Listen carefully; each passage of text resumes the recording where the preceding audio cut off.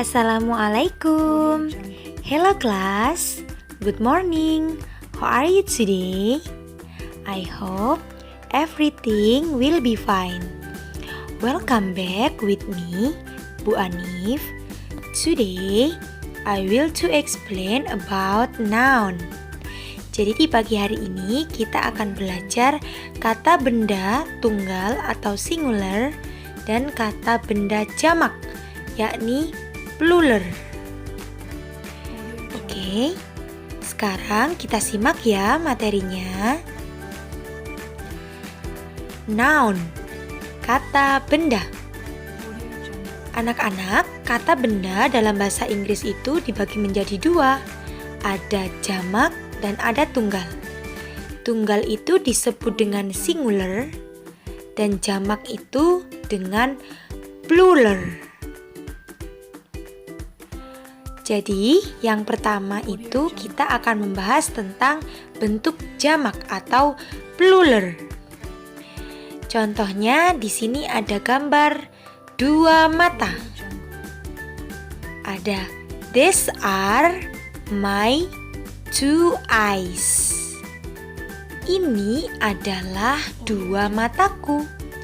Kalau bendanya lebih dari satu, maka kita menggunakan kata benda are dan ditambah dengan di belakangnya ada s-nya. A, satu mata. Kalau benda itu jamak ditambah dengan s, eyes. Jadi these are my two eyes. Ini adalah dua mataku. Gambar yang kedua ada gambar dua telinga. Ada these are my two ears. Ini adalah dua telingaku. Jadi kata bendanya ada are dan ear itu ditambah dengan s. Ears menunjukkan dua telinga. Sekarang kita lanjutkan ke kata benda tunggal yang disebut dengan singular. Contohnya, di sini ada satu hidung. Maka bahasa Inggrisnya, this is my nose. Is itu menunjukkan bendanya tunggal. Dan di belakangnya nose itu tidak ada tambahan s. Berarti menunjukkan hidung itu satu, tunggal.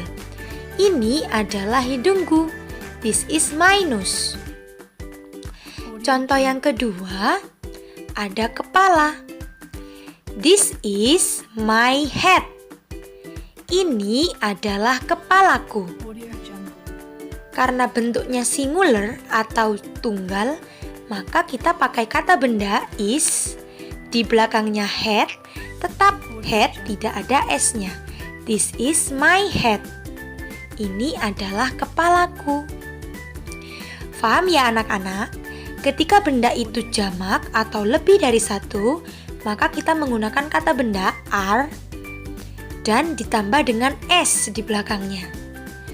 Tapi jika benda itu tunggal atau singular, maka kita cukup menambahkan kata bendanya is dan tidak usah ditambahi dengan s di belakangnya. Anak-anak, sekarang kita lanjutkan ya ke pelajaran yang kedua, yakni pendidikan lingkungan hidup. Nah, di pendidikan lingkungan hidup kali ini kita akan membahas tentang penyebab dari penyakit diare. Ada yang tahu nggak apa sih itu penyakit diare? Nah, penyakit diare ini adalah gangguan dari sistem pencernaan dengan gejala membuang air besar, terlalu banyak dan berbentuk cairan. Pasti anak-anak semuanya di rumah pernah mengalami diare. Nah, diare ini disebabkan karena lingkungan rumah kita yang tidak bersih. Kemudian, makanan yang kita pegang itu mungkin terkena kotoran dari tangan kita. Jadi, kalau anak-anak tidak ingin sakit diare, maka harus menjaga kebersihan rumah, kebersihan lingkungan, dan kebersihan tubuh dengan baik agar kita terhindar dari penyakit diare. Nah, di pertemuan hari ini kita akan membahas beberapa penyebab diare. Jadi yang pertama ada infeksi dari bakteri akibat air yang tercemar oleh kuman. Dan air itu tidak dimasak terlebih dahulu sebelum diminum. Jadi airnya sudah tercemar. Kemudian kita juga tidak memasak air yang kita minum. Nah, itu salah satu penyebab dari penyakit diare. Maka untuk menghindari penyakit diare kita harus memasak air dengan matang. Yang kedua ada infeksi dari virus akibat buang air kecil atau besar sembarangan. Contohnya kita buang air sembarangan, mungkin di got atau di belakang sekolah. Karena takut antri di WC, jadi kita buang air sembarangan. Belum tentu tempat yang kita gunakan untuk buang air tadi itu tempatnya bersih. Bisa jadi kita buang air sembarangan di tempat yang banyak virusnya. Kemudian yang ketiga, alergi makanan, khususnya susu dan olahannya, serta botol susu yang tidak dicuci bersih. Jadi ada beberapa anak di antara anak-anak kelas 1 itu mungkin yang punya alergi dengan susu. Ketika dia minum susu, dia akan kena penyakit diare. Yang keempat, kuman dan bibit penyakit dari makanan atau minuman yang dibawa oleh lalat, kecoa, atau tangan yang kotor.